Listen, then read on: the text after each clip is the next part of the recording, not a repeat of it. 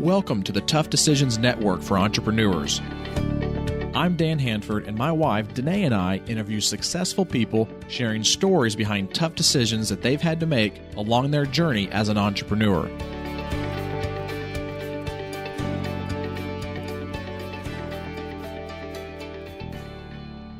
On the podcast with us today is Chuck Gibson. Chuck, welcome to the podcast. Hey, Dan. Is Dennae with us?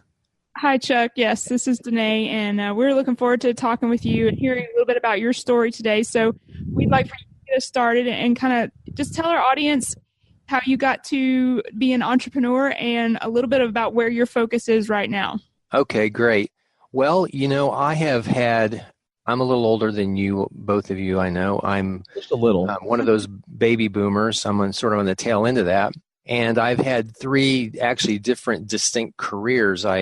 I was a film college teacher for about 10 years, film and video production. And simultaneously, I was in the National Guard. So I have a 30-year National Guard career that ended in 2010. And so those two kind of sidetracked together.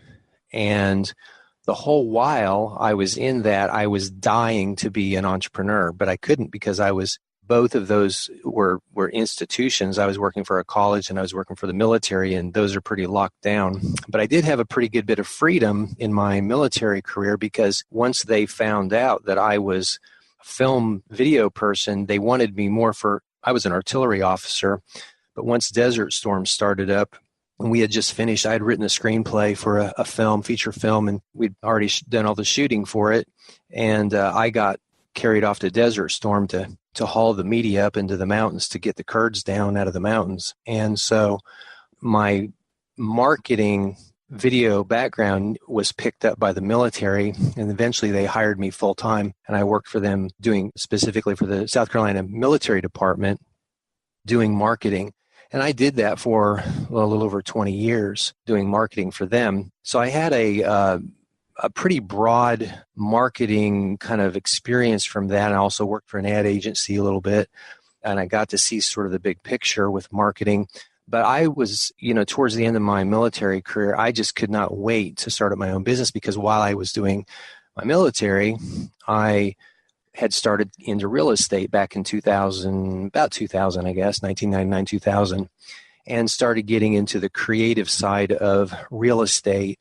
And, I was watching all the late night stuff and got in, the Robert Allen and various ones and went to some seminars and things and thought I knew a lot until, as I went on, sort of like the proverbial elephant, you don't know what you don't know. And everybody describes it a little bit differently. But over time, as we added on to what we knew about it, we started realizing that you have to kind of choose what you're going to do. And so I locked into doing residential real estate. And what I discovered in that, my dad was a carpenter and I had a pretty good background in doing that sort of work. I started rehabbing houses and flipping houses, and we were doing great until we were told that, well, we really need to scale up our business. And so I started looking into that and started hiring some help and started doing some direct response marketing. And I started learning about marketing from a direct response standpoint, which was a little bit new to me, and liked it a lot. And so as we continued developing, I started learning about private lending, got pulled into that side of the business. And you see, I'm just really going from one thing to the other, to the other, to the other, trying to figure out who I want to be in life. And so that's kind of where I wound up just recently, trying to say, Chuck, you're pretty good at a lot of things, but you're doing none of them well. And so I'm kind of starting almost over again in my career, and I'm going back to my writing roots, which is I'm going to be doing copywriting for real estate entrepreneurs, really. So that's where I'm focusing on right now. That's kind of a long answer to your question. No, it's great. I'm sure that along this journey as an entrepreneur that I can see in these multiple aspects of where your journey has taken you, that you've had some tough decisions that you've had to make. And I want you to kind of start us off by talking about what I call the sore thumb tough decision. It's a tough decision that it was really tough to make the decision, really hard to make the decision. And in this particular instance, because it's a sore thumb tough decision, it's one of those ones that you can always point back into your head and your brain and go, yeah, that one did not have that good of an outcome. Now, you might be still glad that you went through it because you learned a lot of things and you were able to put some things into place to mitigate that in the future. So can you talk about that sore thumb tough decision that you might have gone through and some lessons that you learned through it? Sure. I have lots of those. And so I will pick one that probably did the most damage. As I started to scale my business up, I realized that, I didn't realize initially, I am pretty much a person who I look you in the eye, I shake your hand, and we agree on what we're going to do, and we go do it. But I found that everybody doesn't operate that way. And a lot of times people will look you in the eye and tell you what they're going to do, and then if you don't document it well, they will go and do just the opposite. And we got into a real estate deal with one particular individual who, on 2 different properties, really put me in a big bind, and I had to go through a foreclosure process. He was a contractor. He was going to do the rehabbing, and I was going to bring the private money to the table, and we were going to split the profits. It was a good plan, but that plan did not meet initial contact with the enemy. So what I've learned from that is that despite all good intentions, it's really a good idea to agree that you're going to write down what you're agreeing to do, and then actually do that, and have it documented well so that you've got some means to recover more easily. And so through that, when you make those things, what are some things that you now make sure that when you're writing them down, that you make sure you address them ahead of time? Well, for example, you say what you're going to say, you be clear, and then you repeat what you're agreeing to do. Then you ask the other person to repeat back to you what you've said. And then while they're telling you what you think you said to them or what they think you said to them, you listen almost like an attorney for loopholes in what's been said. How could this be misinterpreted? How could this be twisted or bent or used against you? And I hate it that you have to do that, but you do. And then you need to discuss those potential loopholes. You'd say something like, I'd rather have little problems up front than big problems later. So, Tom, at the risk of insulting you, what happens if you bring up what the issues were? And then you document the conversation. You don't treat people like antagonists. You got to be diplomatic in why you're documenting. So maybe you say something like, Tom, just so I can remember what you and I have agreed to, I'm going to write all this down and I'm going to send it to you. And if there's anything I didn't get right, let me know. Otherwise, this is what we're operating on. And tell me right away if anything changes. Perhaps we can renegotiate or something like that. And, if that sounds too tedious, it is. But when you're wearing my shoes, it's not when you've experienced the alternative. Well, I think what you're saying there is really good advice and really something that, people in our business have to be aware of because, as visionaries and as people who are ready to run and do something new, sometimes we get ahead of ourselves. And the best thing you can do, even to preserve a really good relationship, is discuss all those things up front and then write them down, even though you feel like maybe, you hope it's not going to be necessary. But what if it is? And then you're going to be really glad that it's on paper and that's something you've discussed beforehand. Right. And I would add also that sometimes, people aren't trying to hurt you. Sometimes people misstate and it's simply a misunderstanding.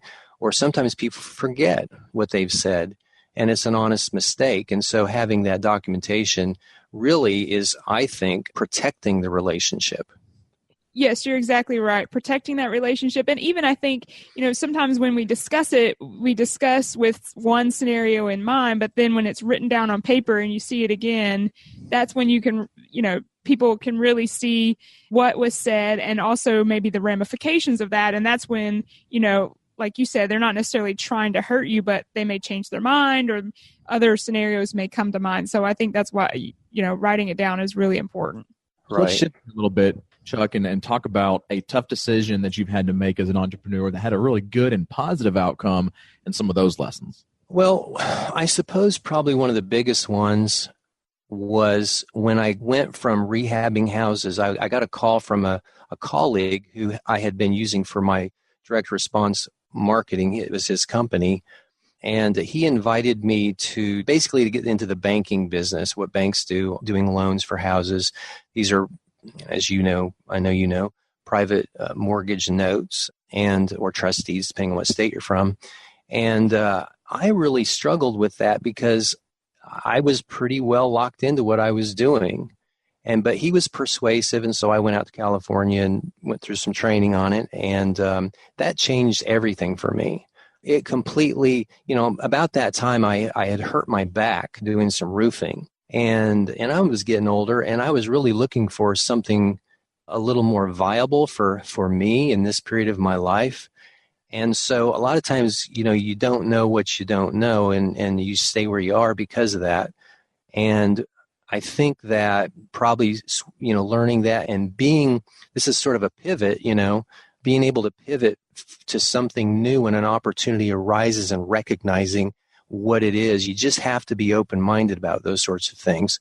If you're too scared or you think what you're doing is good enough, a lot of times you're going to limit yourself. Chuck, talk a little bit about some of the strategies that you like to use when you're facing a tough decision. Well, okay, so that's a good one. I'm a Christian, so one of the things I trust is that God is arranging circumstances in my life by no accident. There are no coincidences. And so things that come up, I believe, come up for a reason. And so I look for an open-mindedness in myself, and I seek information. I don't just lick my finger and hold it in the air and see which way the wind's blowing. I look for, and this is my personality type to a fault, I will research the heck out of whatever it is, okay? And so once I do that, and I think I have basically all the viable options on the table, then I will literally pray about it, and I will ask God to give me clarity. And then I will, once I think I know what I'm going to do, I will move, and I will ask him, look, close the door if you don't want me to do this because I'm going forward. And normally that has worked out well for me. It worked out in my military career when I switched from artillery to public affairs. It worked when I, started the real estate business. I mean, it has worked for me literally all my life. All right, we're going to take a quick break and hear from one of our show sponsors. When we come back, we'll talk to Chuck about some of his favorites as it relates to his life as an entrepreneur. Have you ever thought about investing in real estate, but find yourself so busy that you don't have time for it? Do you have FOMO, which is the fear of missing out? At HanfordCapital.com, we help investors with passive real estate investments that project better returns than traditional investment vehicles such as the stock market. If you'd like to find out more about our passive real estate investments, visit HanfordCapital.com. That's HANDFORD Capital.com. We will jump on a call with you to discuss your investment goals and to see if our investments are a good fit for you.